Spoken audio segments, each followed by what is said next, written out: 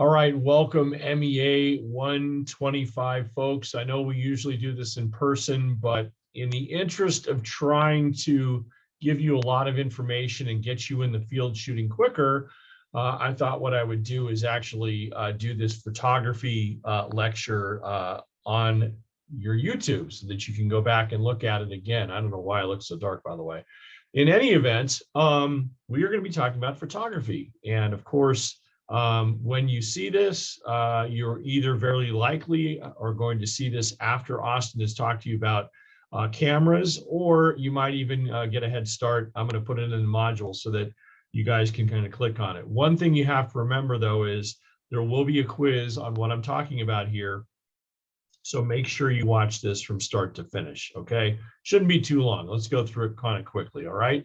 So let's talk about the fact that you're going to be using cameras and that photography is a critical part of what you're going to be doing to do storytelling here over the final 6 weeks of the semester. And then, of course, hopefully join us in MEA225 in the spring and future. Anyway, video defines television. It provides pictures that enhance a story and make it real. Think about anything that you've watched, whether it be a film, you've watched something on television, maybe something on Netflix, or maybe you've watched something, a news story that you really liked, or a sports story for that matter, for my sports people. But the fact is if the video is not good, it's not going to be that good a story, right? You might have great writing, you might have set up the greatest interview, but if the visual side of it kind of falls apart, then the story falls apart, right? We've talked about the term wallpaper. Remember, we talked about that in terms of a VO or a VOSOT, where essentially all you're doing is you're not really thinking through what you are trying to connect visually to your story. You're just kind of being very generic. Well, that can be wallpaper, right? Which is pictures that are just pasted on the screen to cover a story, not necessarily with any connection to the words or the visual, right? So for example, with wallpaper, I think I used the example of, let's say that you were doing a story about the fact that there was the parking was becoming congested again, because we have more people returning to campus, and you talk about how it's congested in your script, but when you go out and shoot it at 4 o'clock in the afternoon and there's nobody in the parking lot, there's no connection, right? So again, that's wallpaper. Or you're talking about something that you specifically want to see on screen in your story and we don't see it, right? That's also wallpaper. So video can work with and define the story and make it clear and exciting to the viewer clearly. All right. News photographers have a professional skill. That is you, by the way. We talked about this at the very beginning of the semester that, you have to be versatile. And even if you just want to be a reporter or a quote unquote anchor, the fact is you're also going to be a photographer as well. It's a multi-dimensional, multimedia type of environment these days. So news photographers have professional skill and expertise that go far beyond operating cameras and editing systems. So you are really what you're called as a photojournalist. Now, you may have heard of this term if you've done any kind of still photography. That is also a term that they use in the still photography world, but basically photojournalists are responsible for both gathering information and getting pictures that advance the story. So not only are you shooting video, but you're also, while shooting video, you're also gaining information so that you can build a story. So there's a very common term out there now called multimedia journalist, or if you want to simplify it even further, one-person band. It used to be called one-man band, but we're in 2022. So the term is either one-person band or multimedia journalist. All right, so as a photojournalist / multimedia journalist, you have to know how to talk to people and ask the right questions. We spent some time learning how to ask, or at least talk to people a couple of weeks ago when we were talking about interviewing. Well, you're going to be doing this with a camera instead of just your phone and a microphone, right? So even when news photographers are working with reporters, so say you're working in teams, you can still make the story succeed or fail by the pictures that you capture. Or if you're going out on your own, which happens frequently in this day and age, you basically have to understand that you're going to have to talk to people to get the story. And even if you're just a photographer working for a larger station, many of our photographers, for example, at ABC7, are also expected to act like a reporter, even though we'll never see them on air, because they're going to be sending video back that a producer, a writer, someone like myself will later put together based on what that photographer has gathered from the field. So it's critical that in the world of photojournalism, not only do you learn how to obviously physically operate a camera, set that camera up, aesthetically set that camera up so that it gets good video, but you also have to not be shy and realize that ultimately you're going to have to put that camera in somebody's face and get the story. All right. At the scene, the photographer will survey the area. Okay, so this is, again, goes to your brain. You have to attempt to understand the specific event. You have to examine the possibilities of showing context for the story. So take, for instance, that you're doing a story on a traffic accident that happens outside school and that ties up traffic and ties up students, who are now having to show up to class late because they're having trouble parking because they can't get on campus. So how would you kind of visually explain that story? Well, certainly you can't do it without showing the accident scene itself. Maybe you show the line of cars that are waiting to get into campus because they can't get past the accident scene. Maybe, a little bit later, you go up to the parking lot and you show students who are kind of frantically walking fast, trying to get to class. I mean, all of these things kind of like explain sort of the stress of what happened. And of course, one of the things that I will say when it comes to accident scenes, and Austin Dave will tell you the same thing, is that when you roll up on an accident scene, there's certain rules that we will go over later in the semester on how to handle yourself. But in terms of shooting, you always want to get the victims first because they're always going to be the first to be taken away from the scene by ambulance or whatever. It's the wreckage that usually remains longer. So again, remember that. Okay. Ask yourself these questions at the scene of any story you're on. This can be feature, breaking news, something in the middle, right? What's going on? What can you see? What do you hear? Where do you think are the best shots? It all comes down to thinking, right? So obviously, if you're doing a story on congested parking, the best shots are cars, right? In the parking lot, driving around and around and around, various angles of those cars, frustration of maybe drivers, right? Maybe you zoom in and you can actually see, a student behind the wheel who's kind of mad because they can't find a parking spot, right? You can show cars that are already parked. You can show congestion, just from the cars that are in the lot already. So these are the kinds of things that you need to think about. If you're doing a story on, a high school graduation, for example, pomp and circumstance, right? Close-ups of students with the caps, right? Smiles on the faces, parents in the crowd, signage, right? All of this can add to your story. All right, so what caused the event and how can that cause be illustrated? What, if you're talking to somebody, what is the interviewee talking about? Listen to what they say because they might give you an idea of what to shoot. We've always talked about if you can get an opportunity to talk to someone before the story, it's better because then you'll know what to shoot. Sometimes it'll happen afterwards and then, you're going to have to kind of use your best judgment.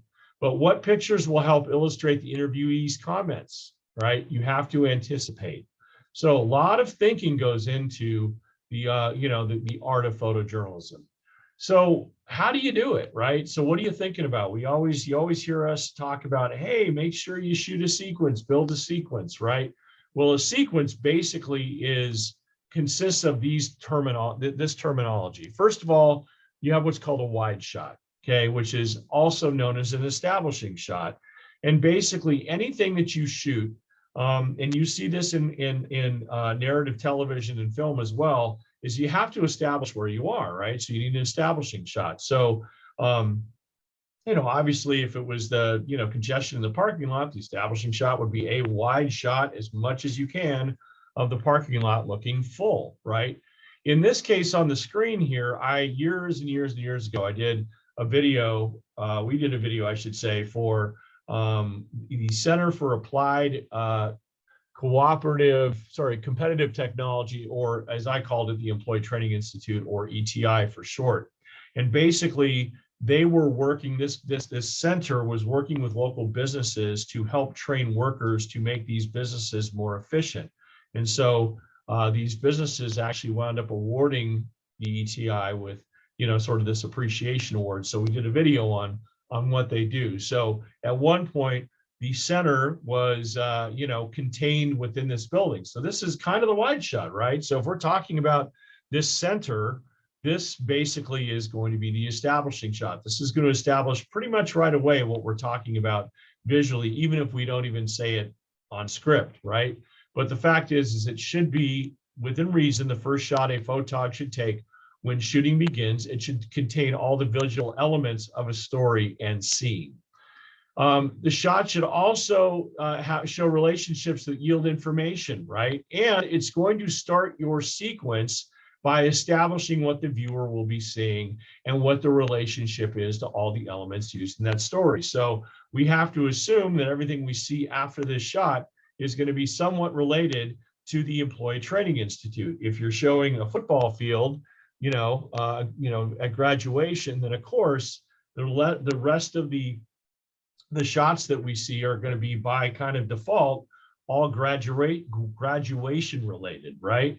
If you're shooting a shot of say, for example, the cafeteria here at school getting busy again because we have more students on campus, then you can think of, all right, wide shot of cafeteria, and then where would you go from there, right? To better describe the story, to better connect visually the story to your, script to viewer, right? So that's what the medium shot is all about, right? This can depend on what the wide shot is. So based on this shot right here, we have to assume that Pam here is in an office of the Employee Training Institute. If we don't show, if this is our first shot in the sequence, this could be any office anywhere here at COC, or quite honestly, the world, right? This doesn't have context yet, but with this wide shot, it does. All right, so the medium shot can depend on what the wide shot is. It concentrates on the subject with little attention given to anything else. And of course, medium, we'll hear Austin say medium tight, medium tight, medium tight, medium tight, right? Medium shots and what we call tight shots, which I'll introduce you here in a second, are kind of what really move the sequence along, but that's Pam. So now, obviously, we have what's coming up next, which is the close-up.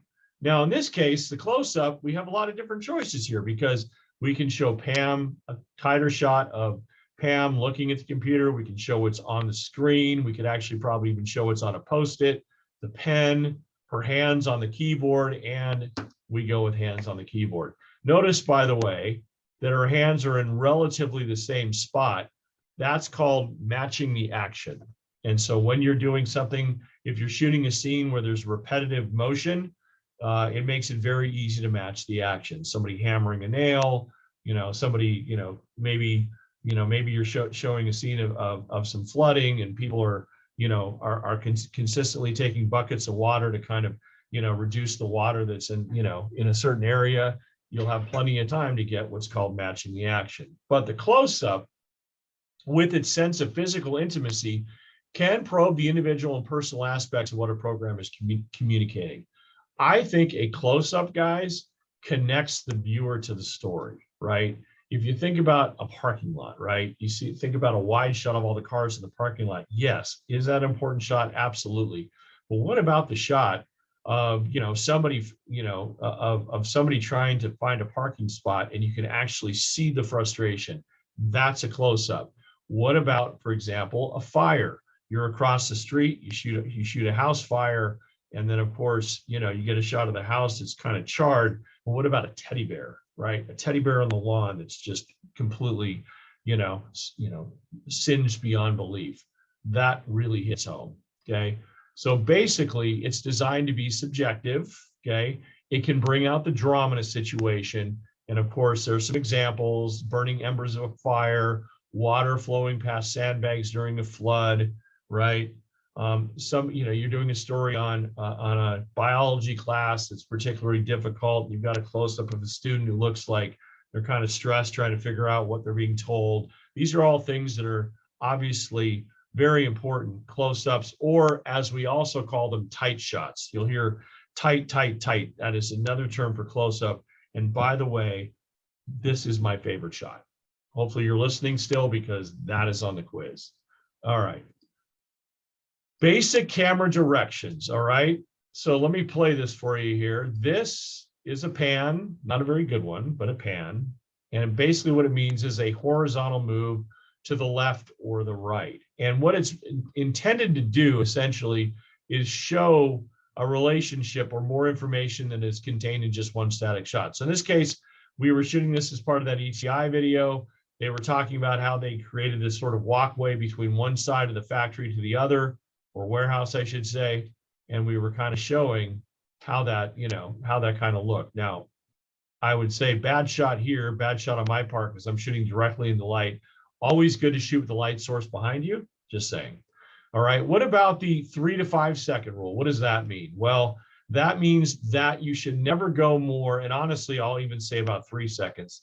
That camera move that you do from left to right, right to left, cannot be more than 3 seconds. You can go 5, but man, it's going to take a long time to do it. Not to mention you're going to cover a lot of ground, which can be very disconcerting to the eye if you're as a viewer, or you just like, let's say you have 30 seconds to tell a story and you burn 5 seconds off one pan, that's one shot. So my suggestion is 3 seconds tops, right? You don't want to go, but you want to do 3 seconds.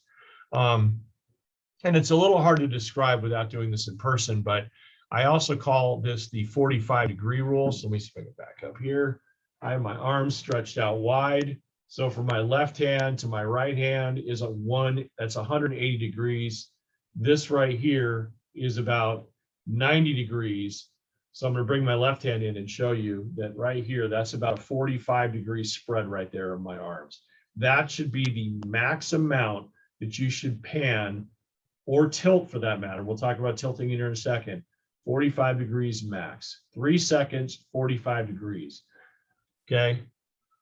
So tilt, just like a pan, except it's in a vertical direction. By the way, if I might mention, when you pan, zoom, tilt, right, you should basically have your starting spot of your shot. You should be able to roll for a handful of seconds in a stationary position before you move the camera, and then do so when you finish that camera move, because in all honesty, you're probably not going to use that pan. You're probably going to use however you framed the shot originally. And so be careful. So always count a long count of 3, move, long count of 3, then stop recording, whether it's a pan, tilt, or a zoom. All right, so here's a tilt.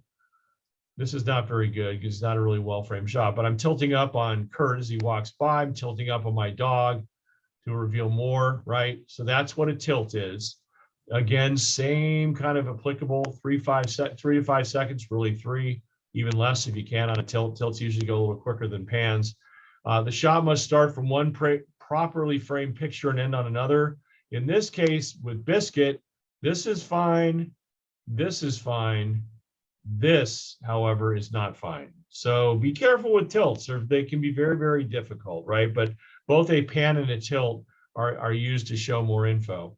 All right, then we have what's called a zoom, right? Which is easily the most overused shot in the field of photography. If you've ever seen any kind of home video, it's like zoom in, zoom out, zoom in, zoom out, zoom in, zoom out. And it makes you just want to like vomit with the amount of movement that goes on. But it should be considered a link, just like between a pan and a tilt, a link between 2 static shots.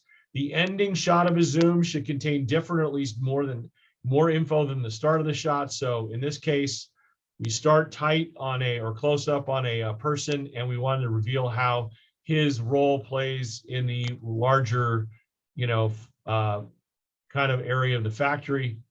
And so you can see that that's our zoom. Kind of slow. I would have zoomed out a little bit quicker, I think, if I were myself back, if I could go back in time and change it.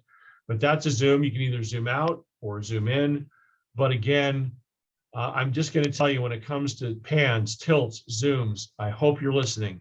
Don't do them. When you're learning how to shoot, shoot only static, stationary, well-composed shots. I will absolutely fillet you if you try to do camera moves. All right. Only photographers that have been at it for, a steady amount of time can actually get away with good camera move shots, because you do see them. But when you're new, they are simply distracting and, for lack of a better term, suck. Okay. So anyway, if you're going to zoom, always zoom from something important to something else that is important.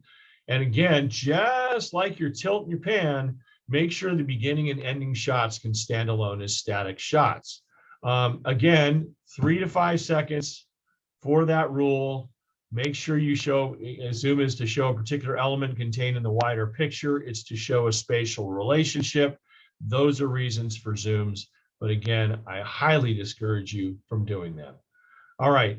We also have what's called angled shots, which are my favorite shots, because if you think about it, I am staring into a very flat surface. You are watching me in a very flat surface. I mean, you can't even tell over my shoulder basically how far this basketball, beer bottle, Gordon, what is my on this side? Gordon Ramsay up here. There he is. Gordon Ramsay from Hell's Kitchen, my little bobblehead, right? If you walked into my room, you could probably see there's a good, from me to Gordo here is probably a good 3 or 4 feet, but he looks like he's right behind me because this shot's so flat. So how do you make that, how do you get depth then? Well, you do it with angled shots, right? In striving to get plenty of interesting shots, the photographer should work at finding interesting angles. So take a look at this train. Now, if we had just taken a step, you can see my cursor here. If I had if I was shooting this at a 90-degree angle, this would not be an interesting shot, but we're not. We're actually shooting this where the train is in the foreground, the silos are in the background, and you can clearly tell there's a horizon line and a difference in terms of distance between the train and the silos. I think this is good. You can do the same thing in photography. With angled shots, though, you either have to be very, very creative on the tripod, or if you are not shooting on the tripod, which I hate, at least put the camera on a solid surface and find a different look in which to, to show me what would be a normal shot. So angled shots are great. You can try them, but just make sure that you're not, a shaky mess when you do it. As for framing skills, this shot should be composed or framed. The shot should be composed or framed before you record. Right? I think it's very useless when you basically are, trying to do it after you've rolled, right? And it's just useless clip footage. Make sure you just frame it up and then hit record. This should be, by the way, let me change that. That should be called digital media on your card. I thought I caught this before I actually updated it. So I'm going to change it right now, and we're going to change this to useless footage. All right, there we go. And of course, fill the screen. Fill the screen with what you want the audience to see. So again, if I'm your shot, you don't want me here, right? See how much headroom I have? You don't want me here because now you just see my neck, right? If we're showing this book here, right? This is my, what if I do this? Or I do this? Or I do this? That's not filling the screen. This is filling the screen. So fill your screen, okay? What are you showing the audience? If you're interviewing someone, fill the screen with the person. You don't need to, so this is Kurt. Right center, obviously, if I'm standing to the left of the camera, we'll explain more about this as we get into, framing. But, if you are standing to the left of the camera, you want your person to be right center with very little headroom. You don't need to cut off their head.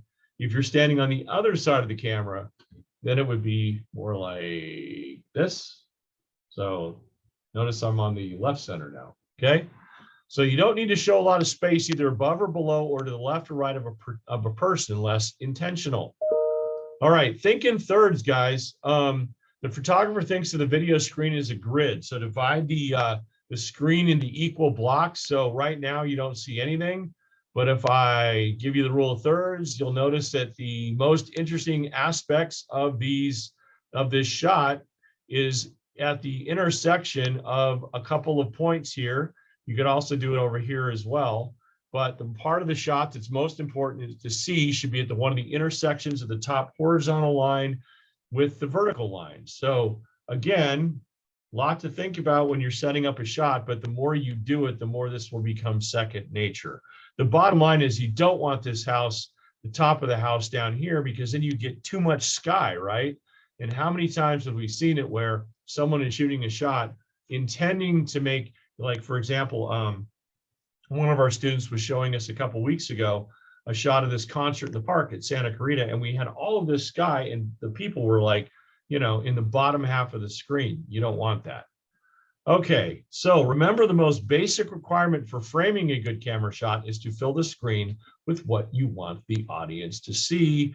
Empty space is no good and visually terrible. All right, last but not least, before I wrap up this, like I said, very somewhat quick photography lesson, is the 10-second rule. What does that mean? Well, it means that you need to roll on every single time you roll your shot for at least 10 seconds. Count to 10 in your head. You will thank me later, because if you're shooting a shot of students walking maybe to or from a class, and you bump the camera, like, you know, halfway in there, and you get out at 6 seconds, it's an unusable shot. Hold the camera still. Don't bump it. Don't shake it. Don't breathe on it. Keep it still. Use a tripod. I've got it capitalized twice. I will know if you don't. If you don't use a tripod, or you need, if a tripod is impractical for a certain shot, then make sure it's on a solid surface. All right, we'll talk about those tips as we go with critiques. Get plenty of shots. B-roll. Okay. You know, you've heard me mention A-roll and B-roll. B-roll is your video, right? It's what you use to tell the story. A-roll is obviously interview sound, right? So get plenty of shots. Shoot wide, medium, and tight. A lot of variety. Wide, medium, and tight. Okay, so that is a basic photography lesson. I am going to do one more thing here, if you can bear with me. Let me get this, you know what, I may have dumped it. Maybe I didn't. Hold on, guys. Let me find it here. Yeah, here we go. Where are you? It's been a while since I've been on Zoom, so forgive me. Let me share my screen here, and I'm going to show you. So I have a link in the Google Drive that's in your Canvas that has all of these different tips on 180-degree rule. Here's the demo that Austin will be doing. We actually have an inception lecture in here as well, which we'll be doing later in the semester. Composition, dissecting the story, all of this. But look, these are all different, you know, these are all different clips that you can click on. And a lot of these are photography related. So I would highly recommend that you spend some time looking at photography. I've provided the links in the Canvas, so they should be easily found. And yeah, so I am really looking forward, guys, to seeing what you can do with photography. Obviously, we don't do this very often where I record a Zoom lecture, but I felt like it was important this time. And definitely see you back in the classroom. Remember, there will be a quiz on this, so we'll see you later.